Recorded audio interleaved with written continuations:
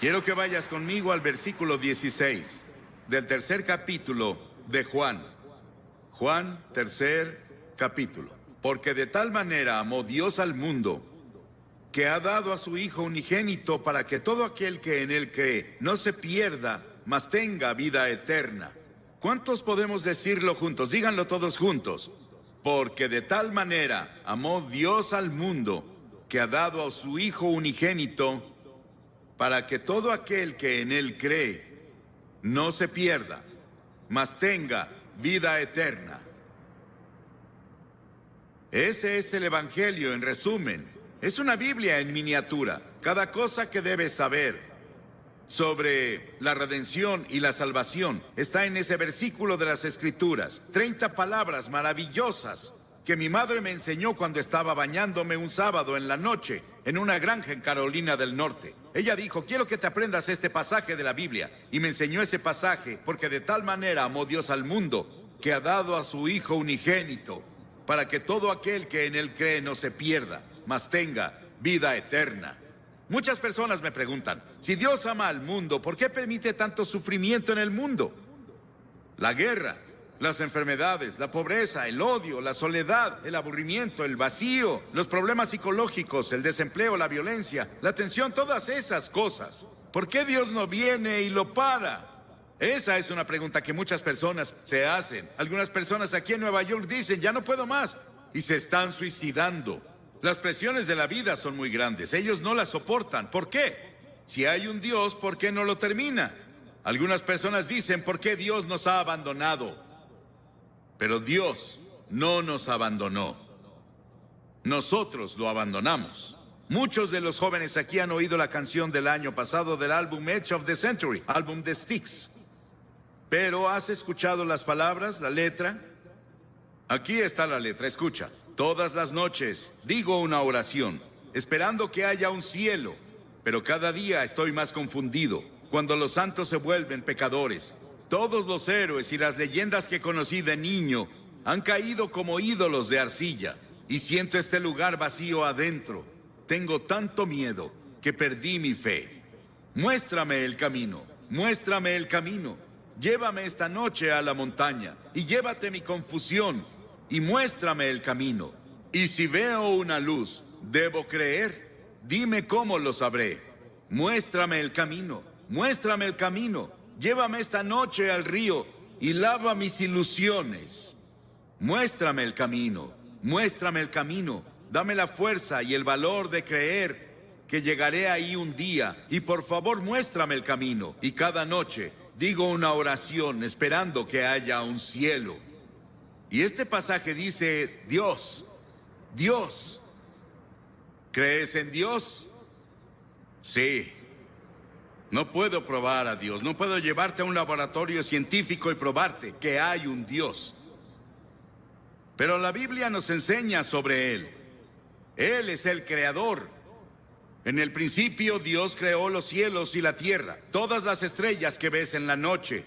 Si pueden verlas en Nueva York, Dios las creó y las colocó.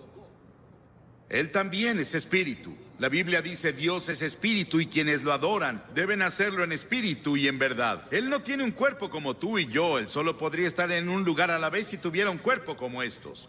Pero Dios es espíritu y está en todos lados al mismo tiempo. Puede estar en Rusia, puede estar en China, puede estar en América, puede estar en África, puede estar en Latinoamérica, puede estar en todos lados al mismo tiempo. Dios también no cambia. Yo soy el Señor Dios que no cambia, dice la Biblia, en el cual no hay mudanza ni sombra de variación, dice Santiago. La Biblia enseña que Dios es un Dios santo, absolutamente santo. Él no puede ignorar el pecado. La Biblia también nos dice que Él es un Dios de juicio, pues Dios juzgará toda obra, aun la realizada en secreto. Piénsalo, cada cosa secreta que hiciste, todos tus pensamientos secretos, las cosas que pensaste que nadie sabía, un día serán sacadas a la luz y vas a ser juzgado. La Biblia dice que Dios ha fijado un día en el que juzgará al mundo. Piénsalo, fijó un día, un momento en el que Él va a juzgar al mundo y tú estarás ahí. Dios, pero Dios también es un Dios de amor. Mi madre me amaba. Pero ella no me amaba, ni cercano a lo mucho que Dios me ama, y eso parece imposible de creer. Mi esposa me ama. Yo la amo. Tengo 5 hijos, los amo. Tengo 19 nietos, los amo. Y espero que ellos me amen. Tengo 3 bisnietos, creo que me aman, y los amo, y sé que todos aman al Señor. Pero nada puede compararse con el amor de Dios. Tuvieron que inventar una nueva palabra en griego para decirnos algo sobre el amor de Dios. Dios es un Dios de amor, Él te ama. Y si hay una cosa que quiero que te lleves de este gran parque cuando te vayas hoy es esto: Dios te ama. Dios te ama. Dios te ama. Y Dios está interesado en ti. Y Él tiene contados tus cabellos. Él ve al pajarillo caer. Sabe todo de ti y te ama. No importa cuántos pecados hayas cometido o lo que hayas hecho. Podrías haber llegado tan bajo como Nicky Cruz lo describió, su vida hace rato, pero Dios te ama. Y si Dios pudo cambiar a Nicky Cruz y cambió a Johnny Cash, Dios te cambiará, si se lo permites. Y Él puede hacerlo hoy. Comienza ahora. Sí, Dios es un Dios de juicio.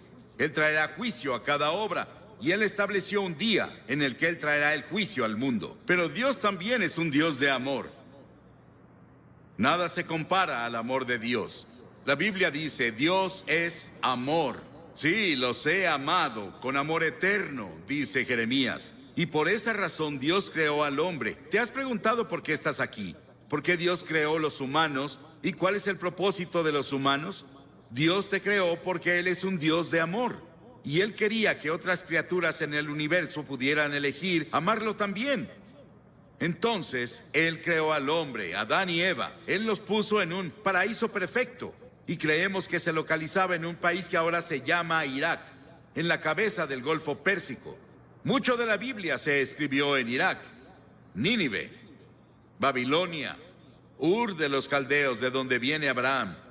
Y Abraham es el padre de los judíos, de los cristianos y del pueblo islámico.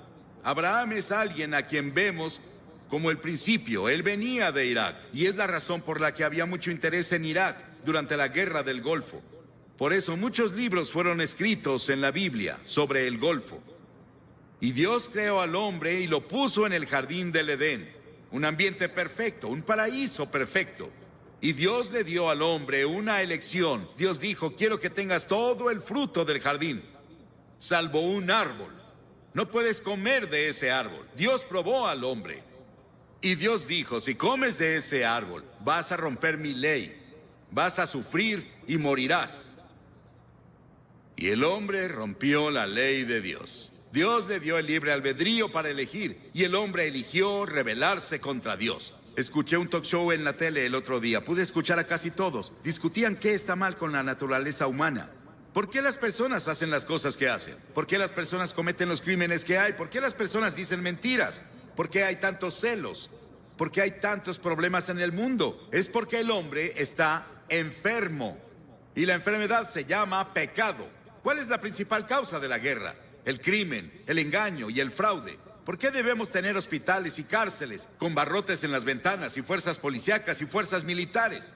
Nuestros problemas sociales básicamente son morales y espirituales. Y los problemas morales requieren una solución religiosa. Todos estos problemas indican que algo está mal con la naturaleza humana. Las personas esperan que la tecnología o la fuerza política nos salven. Pero Dios dice, tu problema está en tu corazón. El primer pecado que se cometió fue cometido en un paraíso. Es un problema del corazón. Jesús dijo, porque del corazón salen los malos pensamientos, los adulterios, la fornicación, los homicidios, los robos y las calumnias. La Biblia dice en Romanos 6, la paga del pecado es muerte. La Biblia dice, pecado es romper la ley. ¿Qué ley? La ley de la conciencia. ¿Has ido en contra de tu conciencia? Cometiste un pecado. ¿Alguna vez has roto alguno de los 10 mandamientos? Eres pecador. No has cumplido los requerimientos del sermón de la montaña. Eres un pecador. No cumplimos lo que Dios requiere. Somos pecadores ante Dios. Y el pecado se interpone entre Dios y tú. Se interpone entre tú y la paz. Entre tú y la felicidad. Entre el gozo y tú. Entre tú y la seguridad de que si mueres irás al cielo. Salomón, el gran rey de Israel, una vez dijo: no hay un hombre sin pecado. Estamos alejados de Dios, recordemos eso. Estamos separados de Dios. A pesar de eso, Él aún nos ama. Sí, hay un infierno. Hay un infierno en esta vida, pero también hay un infierno en la vida venidera, si estamos separados de Dios. La Biblia enseña que la muerte tiene 3 dimensiones. Hay una muerte natural. Cuando mueres, vas a ser sepultado o vas a ser cremado, como sea que lo hagan. Desaparecemos de esta tierra, pero hay una muerte espiritual. Dentro de ti viven tu alma o tu espíritu. Esa es la parte de ti que vive para siempre. Es la parte con la que tienes comunión con Dios. Y has quebrado la ley de Dios y como resultado estás espiritualmente muerto. Estás muerto para Dios. Y esa muerte continuará a lo largo de toda la eternidad después de que mueras. Y no vas a estar ahí con miles de personas divirtiéndote como muchas personas describen el infierno. Vas a estar solo. Vas a estar en una terrible soledad ahí. Y eso es el infierno. Y podemos tener infierno en esta vida, el infierno en la vida venidera. Y eso se llama muerte eterna. Las palabras que Cristo usa en el Nuevo Testamento para describir el castigo al pecado son pérdida, perecer, condenar, castigo, infierno. Dios vio toda esta confusión y nos vio tropezando en la oscuridad. No sabíamos qué hacer con nuestro ser. Estábamos aburridos por un lado, o muriendo físicamente por el otro. Dios decidió hacer algo al respecto con su amor. Dios no podía olvidarnos, o no cumpliría su palabra, no sería Dios. Dijo que si pecabas, morirías. Que si pecabas, sufrirías. Debemos sufrir y morir para que Dios cumpla su palabra.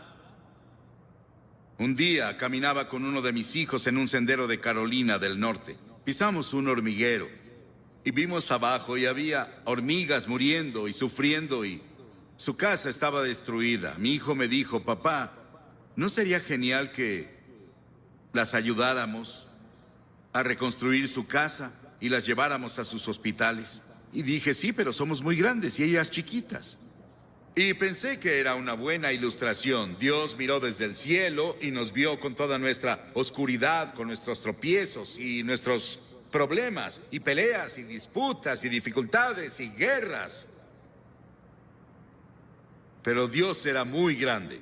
Somos muy pequeños. Parecemos hormigas arrastrándose en este planeta. ¿Qué podía hacer Dios? Dios decidió hacer algo al respecto. Dios se volvió hombre. Dios se volvió hombre. Y ese hombre es el Señor Jesucristo. Él nació de la Virgen María y vino con un propósito. Él vino a salvarte y a salvarme y a salvar al mundo. Y Él vino a morir. Es el único hombre que vino al mundo con el propósito de morir. Llevó nuestros pecados a la cruz. Lo llevaron fuera de Jerusalén y lo clavaron ahí los romanos, no los judíos, los romanos. Lo llevaron fuera de los muros de Jerusalén y lo clavaron en una cruz. Y Él derramó su sangre. Y en ese terrible momento, cuando estaba ahí, dijo: Dios mío, ¿por qué me has abandonado? Y en ese terrible momento hizo 7 agonizantes expresiones. Y en esas expresiones Él nos decía que se llevó nuestros pecados. Fue hecho pecado por nosotros. Piénsalo, Él fue hecho pecado. Se volvió culpable de tu adulterio. Se volvió culpable de todos los pecados sexuales que cometiste. Se volvió culpable de toda la envidia y los celos y las peleas y los asesinatos y homicidios que lees en los periódicos casi a diario. Él lo hizo, pecado por nosotros. El Señor puso sobre Él la iniquidad de todos nosotros. Piénsalo. Él tomó nuestros pecados. ¿Y qué debemos hacer? Debemos arrepentirnos del pecado. A lo largo de todo el Antiguo Testamento, los profetas decían: arrepiéntete. El primer sermón que Jesús predicó fue: arrepiéntete. En todo el Nuevo Testamento escribió: arrepiéntete, arrepiéntete, arrepiéntete, arrepiéntete. ¿Qué significa arrepentirse? Significa que confiesas a Dios: he pecado contra ti, Señor. Lo admito. Significa que te vuelves de tus pecados. Estás dispuesto a dejar que Dios haga su voluntad en tu vida y estás listo para seguirlo y servirlo desde ahora. Eso es arrepentimiento. Hace unos días, en nuestro pan diario llamado Llévame a la Cruz, Cliff Barrows me dio esta maravillosa historia. Un policía, un oficial, estaba patrullando una noche en un pueblo del norte de Gran Bretaña, cuando escuchó un sollozo entrecortado. Vio a un niño en la sombra sentado en una puerta y las lágrimas corrían por sus mejillas. El niño dijo: estoy perdido. Por favor, lléveme a casa. El policía comenzó a nombrarle calle tras calle, intentando ayudar al niño a recordar dónde vivía. Él nombró tiendas y hoteles en el área, pero no tuvo éxito. Luego recordó que en el centro de la ciudad había una iglesia con una gran cruz blanca que sobresalía por arriba de la ciudad. Él la apuntó y dijo: ¿vive cerca de eso? La cara del niño de inmediato se iluminó. Sí, señor. Lléveme a la cruz. Encontraré mi casa desde ahí. Y si vienes a la cruz hoy, hay un camino. Si vienes por el camino de la cruz, si estás perdido, el único camino a casa es ir a la cruz. La cruz de Cristo dirige a los perdidos a su hogar eterno. Pero Jesús no se quedó en la cruz. Él resucitó de los muertos. Dios resucitó de los muertos. No voy a hablarte sobre un Jesús muerto. Voy a hablarte sobre un Jesús vivo. Y ese Cristo vivo puede venir a tu corazón hoy por el Espíritu Santo y hacerte una nueva persona. Darte una nueva visión de la vida. Quitarte esa soledad. Quitarte esos pecados que has cometido y limpiarlos, para que cuando Dios te vea, no vea tus pecados. Estás justificado a sus ojos, como si nunca hubieras pecado. Y luego la Biblia enseña que Jesucristo vendrá de nuevo un día. Estuve en Jerusalén y estuve hablando un día con el rabí en jefe. Y le pregunté: Señor, ¿cree que el Mesías va a volver? Y él dijo: sí, claro. Y dije: yo también. Pero creo que cuando venga, usted verá que es Jesucristo. Él se rió por un momento con su taza de café y dijo... No se rió, me sonrió. Y dijo: claro, esa es nuestra diferencia. Ambos esperamos al Mesías, pero nosotros creemos que será Jesucristo. Verán al Hijo del Hombre venir sobre las nubes del cielo con gloria, con gran poder y gran gloria. Va a volver y establecerá su reino. Sí. El comunismo no ganó. Ningún ismo va a ganar. Solo Cristo va a ganar. Y un día va a gobernar al mundo. Pero esta noche Él quiere gobernar tu corazón. Él quiere entrar a tu hogar y a tu familia, a tu vecindario. Él quiere entrar a nuestro país. Y Él quiere ser el Rey de Reyes y Señor de Señores. ¿Qué requiere Dios de ti? Ya te dije una cosa: arrepentimiento. Durante la semana pasada celebramos los días más santos del año judío. Yom Kippur, que se celebra el miércoles, es intensamente personal. Los festivales judíos hacen 3 preguntas. ¿Qué hicimos con nuestra vida durante el año pasado? ¿Dónde estás ahora en tu vida? ¿Qué planeas hacer con tu vida el año que viene? Y una de las razones por las que Yom Kippur ejerce una fascinación sobre los judíos es porque el tema de la festividad es tan personal y contemporáneo. No hay una sola persona entre su pueblo que diga: mi vida está completa y espiritualmente plena. Todos fallamos.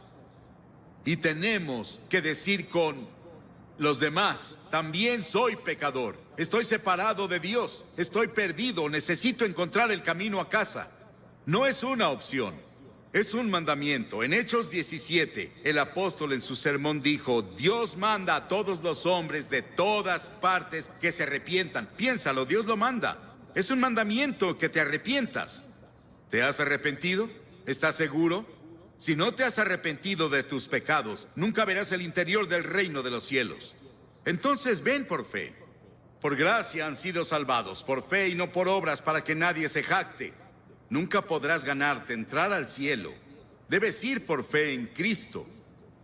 Y vienes por la gracia de Dios. La gracia significa algo que no mereces. No puedes ganártelo. Vienes por fe a Él. Así fue conmigo. con la fe de un niño. Dirás, Billy, esas cosas son tan simples. Jesús habló con tal simplicidad sobre las cosas espirituales que los niños lo oyeron con gusto.